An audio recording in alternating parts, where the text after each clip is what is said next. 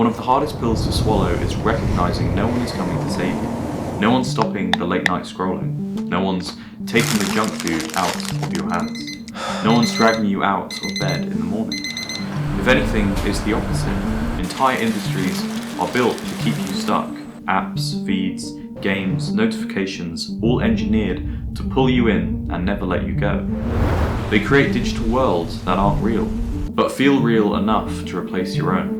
And even when you finally snap out of it, you realize everyone else is drowning in their own lives, their own thoughts, their own chaos. No one's sitting around thinking about your dreams, your purpose, or how to lift you out. When this truth finally hits you, the choice becomes brutally simple. Either you take radical responsibility for your life, or you hand your life to chance and hope someone cares enough to intervene. Even though the former is harder, sometimes it's the only way forward. And if there's one story that proves this truth more than anything else, it's what happened in Antarctica in 1914. A cold start. In 1914, an Irish explorer named Ernest Shackleton set out to do what no human had ever done, to cross the entire continent of Antarctica on foot. People called it impossible. Antarctica wasn't just cold, it was a white void of storms, shifting ice, and temperatures that could kill any man in minutes. But Shackleton didn't care. He handpicked a crew from over 5,000 men who applied, choosing only those he believed could endure the unendurable. And on August 8, 1914, as the rest of the world plunged into the chaos of World War I, Shackleton and his men sailed south aboard Endurance, chasing a dream the world thought was doomed from the start.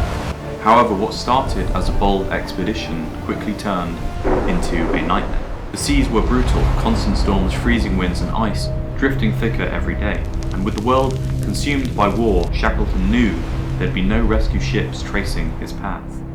After months of fighting through the wedded sea, Endurance got caught. Pack ice closed in around the hull like a vice. The men were now trapped in a drifting frozen plain stretching endlessly in every direction. For months, the Endurance groaned under the pressure until the ice finally won. The ship slowly collapsed in on itself, sinking in to the frozen sea. With no hope of saving her, Shackleton gave the only order left: abandon ship. Ocean camp. The men hauled what supplies they could onto a drifting ice floe and built a camp. There they stayed, months of darkness, minus 30 degrees temperatures, drifting farther from land every single day. They survived on penguins, seals, and strict rations, day after day on a shrinking sheet of ice. Eventually, the inevitable happened. The floe began to crack beneath them. Shackleton didn't hesitate. He ordered everyone into the lifeboats. They spent 7 brutal days in open lifeboats, tossed by freezing waves, soaked to the bone, and running on almost no sleep. But eventually they spotted land, the Elephant Island, a jagged, barren rock at the edge of the world, uninhabited, windswept, and nowhere near any shipping route. It wasn't salvation, it was barely survival. The Valley of Death. Shackleton decided to gamble with death again.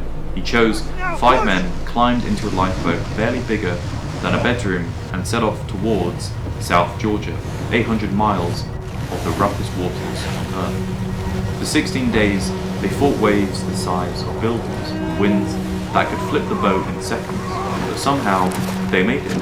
They reached South Georgia, but unfortunately it was on the wrong side of the island. Shackleton and 2 men then decided to cross South Georgia on foot, 36 straight hours over ice, peaks, and storms, until they eventually reached a whaling station. From there, he launched rescue attempt after rescue attempt, and 4 months later, he returned to the Elephant Island and saved every single one of his men. The lesson.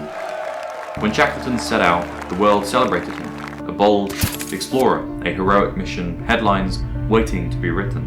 But the moment Endurance slipped into Antarctic waters, that applause vanished.